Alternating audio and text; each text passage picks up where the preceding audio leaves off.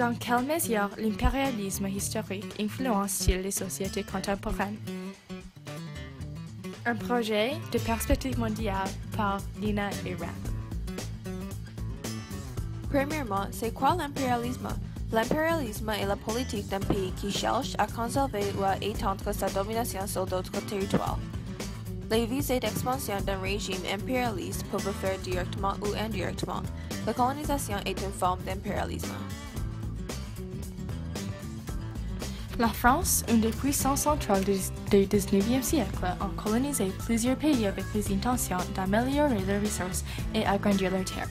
Pendant les années 1800, la France voulait reprendre leurs terres en voyant que l'Allemagne et la Grande-Bretagne avaient plus de pouvoir. L'impérialisme leur permet de prendre le pouvoir encore avec le nationalisme pour leur aider.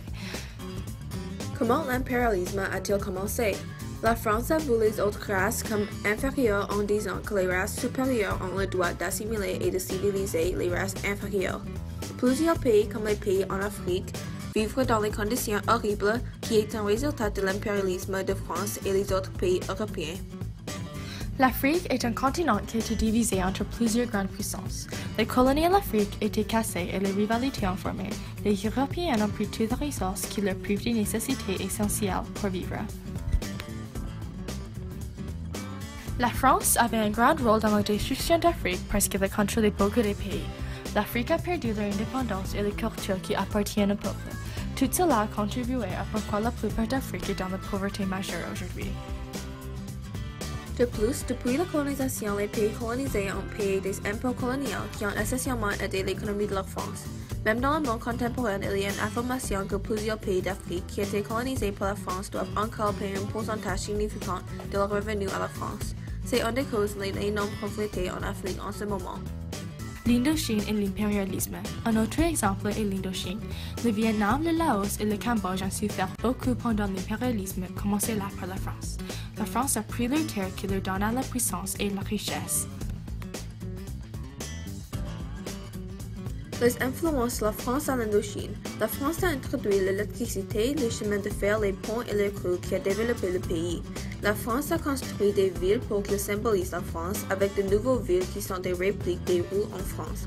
La France a aussi contribué aux langues de Vietnam qui a remplacé des caractères avec l'alphabet latin. Le catholicisme a été introduit qui existe présentement et les ingrédients français sont mélangés avec les cultures des colonies. De plus, Vietnam a battu pour l'indépendance qui signifie que même si la colonisation a créé de nouvelles opportunités, à la fin, les effets négatifs avaient plus d'influence que les effets positifs. En conclusion, les effets de la colonisation sont encore visibles aujourd'hui. L'Afrique est dans la pauvreté majeure avec les impôts coloniaux, la destruction des cultures et les rivalités qui sont encore des problèmes difficiles maintenant, qui restent comme un rappel de l'impérialisme.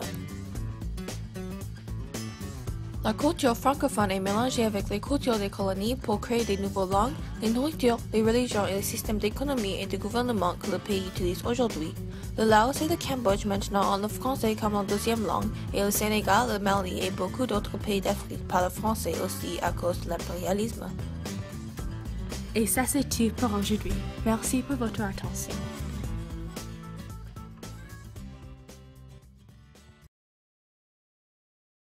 Created using Powtoon.